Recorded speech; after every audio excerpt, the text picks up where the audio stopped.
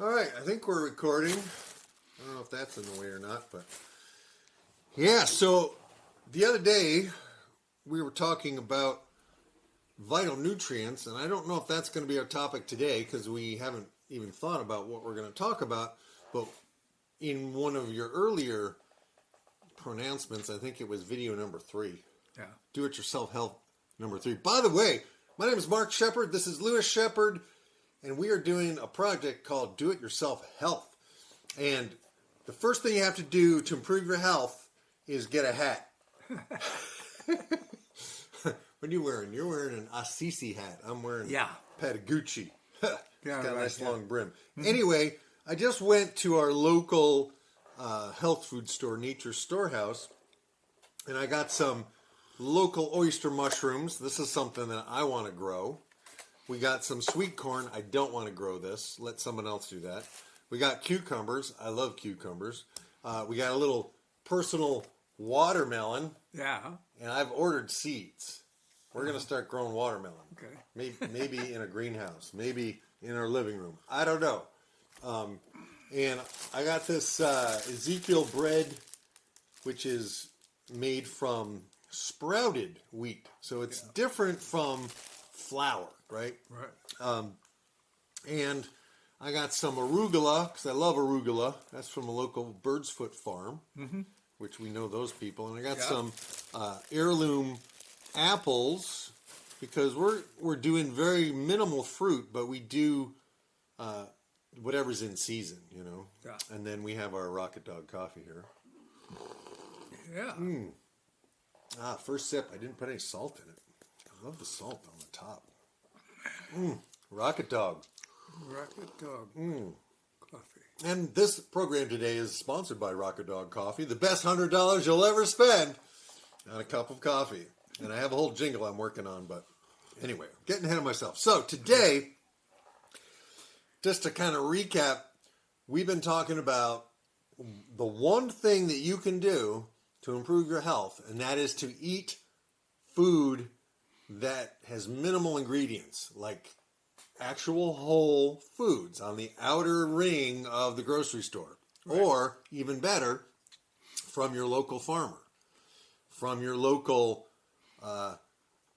people that are growing food naturally and healthfully, who are eating it themselves and creating enough to sell to their community as well. Right. And part of this whole thing, and I apologize for the long intro monologue here, but I'm really excited because one of my heroes, a guy named Greg Judy, who does holistic grazing with grass-fed, truly grass-fed animals in Missouri. I was planning on attending his grazing school in May of 2020, but in one of his recent videos, and I'll link it down below, boom, he's coming to Albany, New York. And I actually am going to be in Albany when he's going to be there. So I signed up for it. And I'm really excited because that's kind of one of the things that I haven't talked too much about the channel is that I really enjoy eating meat. I feel good when I eat meat. And I love my vegan friends. And I love my vegetarian friends. And when I eat meat, I actually did an experiment last summer where I ate only meat for 60 days. I did have a few cheat days, but I ate only meat. I lost 10 pounds, and I felt better than I'd ever felt before. Now, I love eating cucumbers, so I'm not going to give up eating vegetables, but my point is, I'm willing to make an experiment. I'm willing to take an experiment and try something.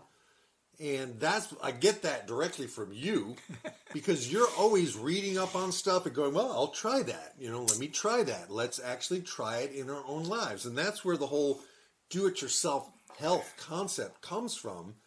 And I figured, I taught myself how to play guitar. I taught myself how to write songs. We teach ourselves a lot. We think we have to learn it from someone else. Yeah. And it's good to have a mentor. It's good to learn from someone who's been there and made a lot of mistakes so we can maybe make fewer mistakes. But we're all going to make mistakes. Yeah. And we're all going to try stuff that may not work the way we thought it was going to work. But what most people do is they just close down and they don't they get afraid to fail. They get afraid to try things. Last year I did a whole bunch of mushrooms and none of them came out.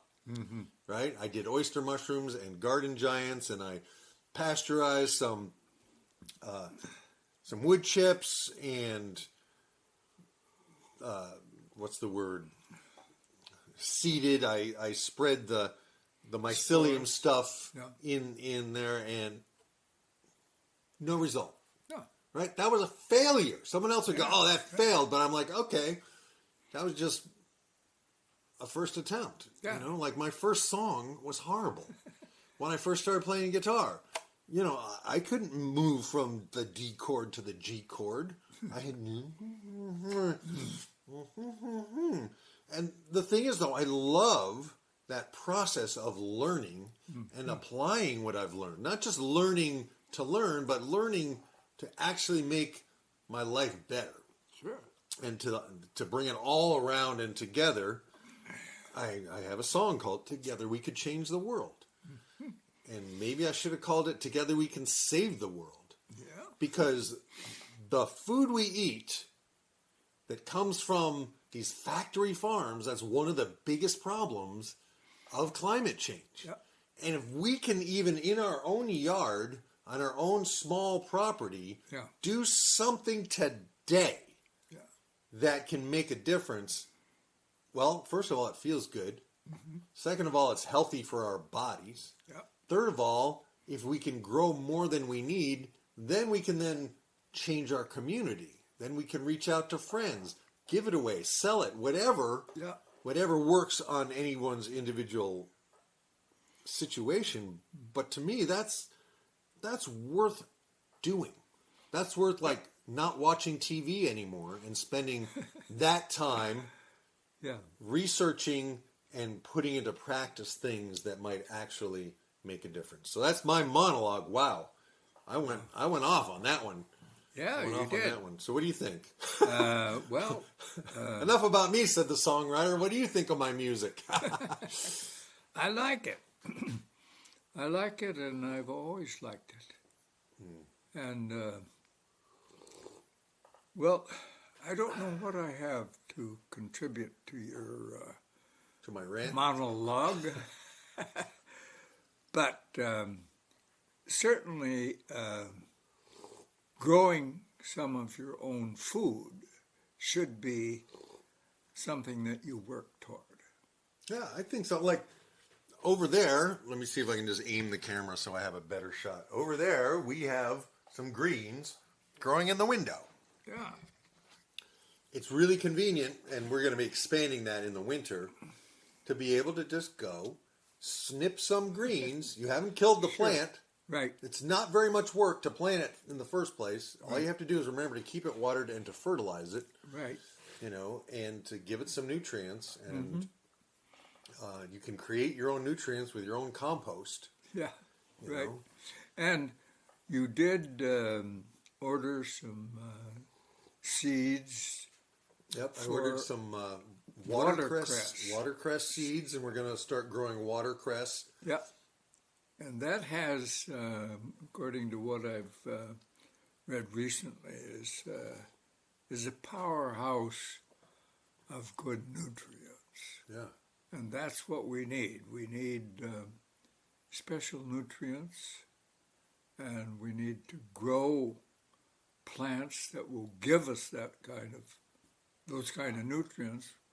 And you can't get those kind of nutrients from food that's grown in California and shipped all the way here to the East Coast or shipped from some foreign country. You need to have stuff growing that's nutritious and local and right, and not just local because that's nice. Yeah, right, Not yeah. just local because it supports your local farmer, but this was picked this morning or yesterday, and it wasn't on a truck for a week. Right. Right? Right, yeah. When we go a minute before dinner, Yeah. I go outside and snip off some of my beet greens. Right. The nutrients are still there. Yes. Right. So that's one of the things that we need to do, and certainly take charge of your health. Do-it-yourself health. Take charge of your health. You've got to do that. And another thing that I just got the information today, and that is that our whole country is in a crisis as far as opioid prescriptions for by opioids. the medical people. And what was that? You said something about the state of Oklahoma. yeah, I did.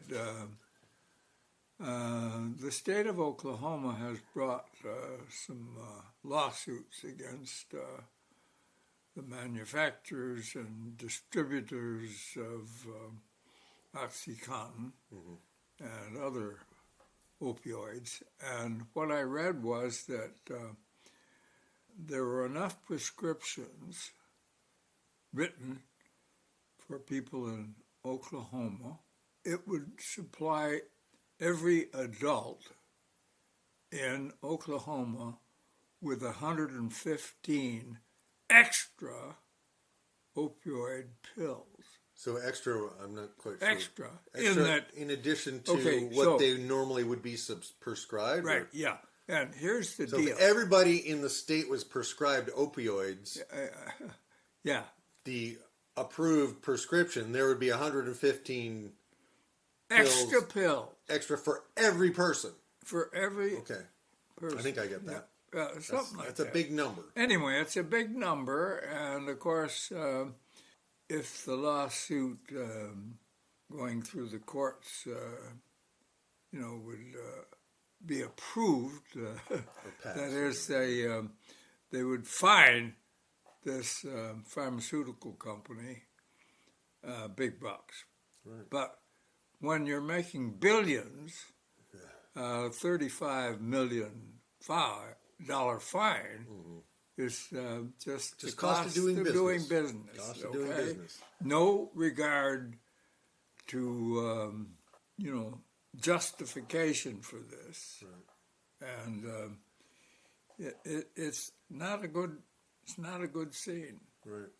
And so the first. And it was pointed out in a video that I was watching also that mostly the first line of treatment for back problems or back pain is opioids. Yeah. And that should not be. It's ridiculous. Because it's a mechanical problem. Right. Well, it also can be emotional. Yeah. And we both... Financial. Yeah, financial. Yep. There's things going on, and proper exercise. Yeah. Like I noticed when I started working out, strangely, I didn't have any back trouble anymore. Mm-hmm. Oh, how interesting. Yeah, right. Yeah. And I have a machine that I can flip upside down and stretch. Mm-hmm. Yeah. That's helped a lot. Yeah. And being happy has helped a lot. Yeah. And so there's a lot that we just go, oh, here's a prescription. Yeah, right. Yeah. And that has to change. And that is partly due to the fact that the current doctors are pushed by who they're working for, whether it's a hospital or themselves or whoever. But they're pushed so that they can only spend a short period of time with a patient. Right. And that is not working as far as the medical business is concerned. Well, it works for the business, but it doesn't work for the people who are, supposedly being helped by that business.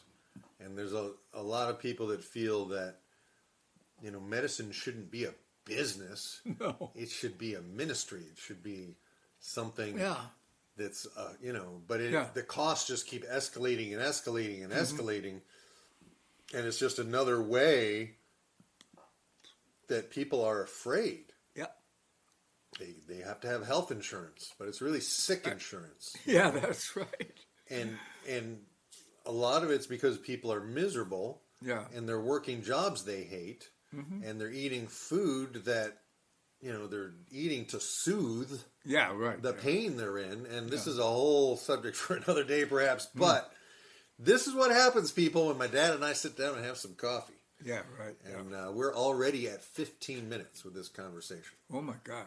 Yeah, and so we got to wrap this up. Got to wrap it up. Wrap it up because just uploading and editing stuff takes time. long. But I'm willing to do it.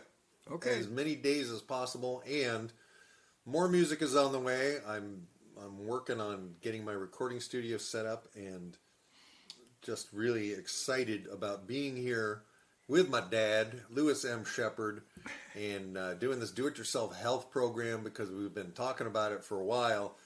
And we have this is a running conversation here in our house, and this is just a tiny fraction of the stuff we talk about.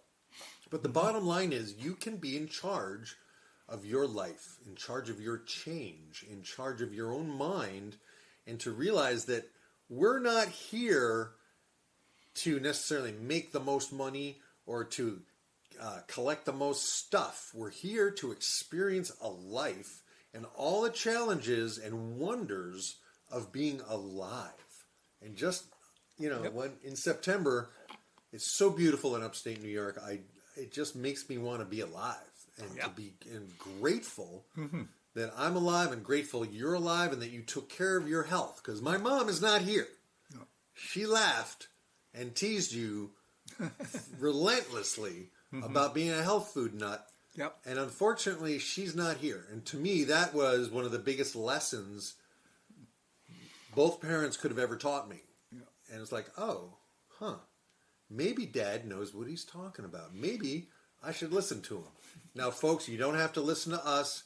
And again, disclaimer, we are not giving you medical advice. We're just sharing with you our opinion and our story about how healthy food,